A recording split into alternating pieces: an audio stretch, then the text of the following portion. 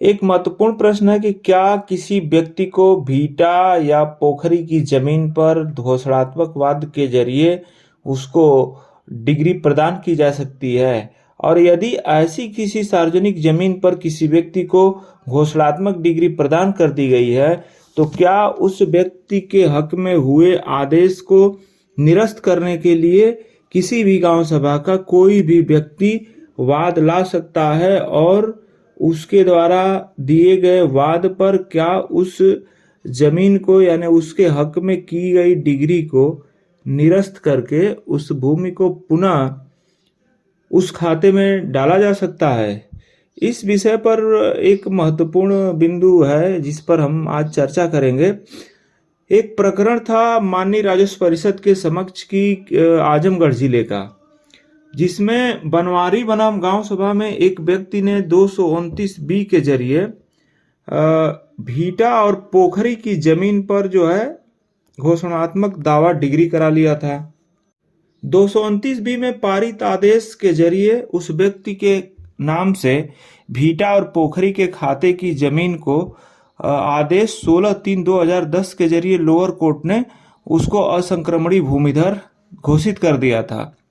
इस बात की जानकारी जब गांव के लोगों को हुई तो उसमें ये तथ्य प्रकाश में आया कि भाई इसने तो भीटा और पोखरी की जमीन पर 229 बी के जरिए अपना नाम दर्ज करवा लिया है। तो उस आदेश के विरुद्ध जो है उस गांव के ही किसी व्यक्ति द्वारा जो है निगरानी दाखिल की गई। उस घोषणात्मक वाद में पारित आदेश के विरुद्ध रामकरण बनाम अपर आयुक्त के नाम से जो है मुकदमा दाखिल हुआ माननीय राजस्व परिषद के समक्ष, और माननीय राजस्व परिषद ने अपने आदेश में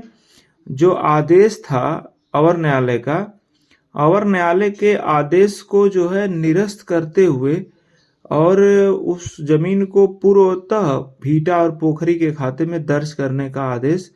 पारित किया। और इस मामले में माननीय राजस्व परिषद ने यह स्पष्ट रूप से कहा कि गांव सभा की भूमि जो सार्वजनिक प्रयोग की भूमि है, तो उसको कोई भी व्यक्ति उसके संबंध में वाद योजित कर सकता है।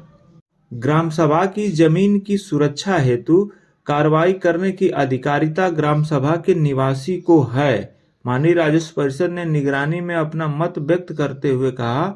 कि अगर गांव सभा की जमीन है और सार्वजनिक प्रयोग की जमीन है, 132 के खाते यानी धारा 77 राजस्व संहिता से रक्षित जमीन है, तो उसकी रक्षा करने और उसकी सुरक्षा हेतु कार्रवाई करने, उसकी सुरक्षा हेतु वाद लाने का अधिकार जो है ग्राम सभा के किसी भी निवासी को है। और माननीय राजस्व परिषद ने अपने फैसले में अवर न्यायालय के आदेश 16/3/2010 को निरस्त कर दिया, और निरस्त करते हुए उस जमीन को पुनः भीटा और पोखरी के खाते में दर्ज कर दिया।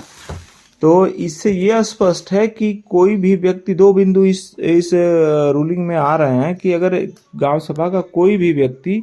किसी सार्वजनिक प्रयोग की जमीन पर अगर अवैध अतिक्रमण हो रहा है, या किसी ने सार्वजनिक प्रयोग की भूमि पर अपना नाम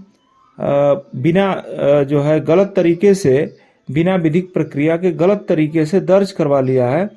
तो उस गांव सभा का कोई भी व्यक्ति उसकी शिकायत सक्षम अधिकारी के समक्ष कर सकता है। और सक्षम अधिकारी ये नहीं कह सकते हैं कि भाई आपसे उस जमीन से मतलब नहीं है इसलिए आपके आवेदन पर कोई कार्रवाई नहीं करेंगे, ऐसा वो नहीं कह सकते हैं। यानी ग्राम सभा के सभी निवासियों को ग्राम सभा की 132 की जमीन के सुरक्षा के संबंध में कार्रवाई करने का अधिकार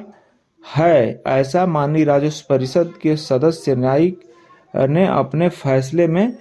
दिया है। और जिस अवर न्यायालय ने अपने आदेश 16/3/2010 से सार्वजनिक प्रयोग की जमीन को पर डिग्री किया था दावा, उस आदेश को भी निरस्त करते हुए उस सार्वजनिक प्रयोग की जमीन को मूल खाता उसका जो भीटा और पोखरी था उसके खाते में दर्ज करने का आदेश पारित किया। और ये जानकारी आपको कैसी लगी ये कमेंट बॉक्स में ज़रूर बताएं, और यदि आपने हमारे चैनल को सब्सक्राइब न किया हो तो कृपया इसे सब्सक्राइब करें। ऐसी ही जानकारियाँ आपको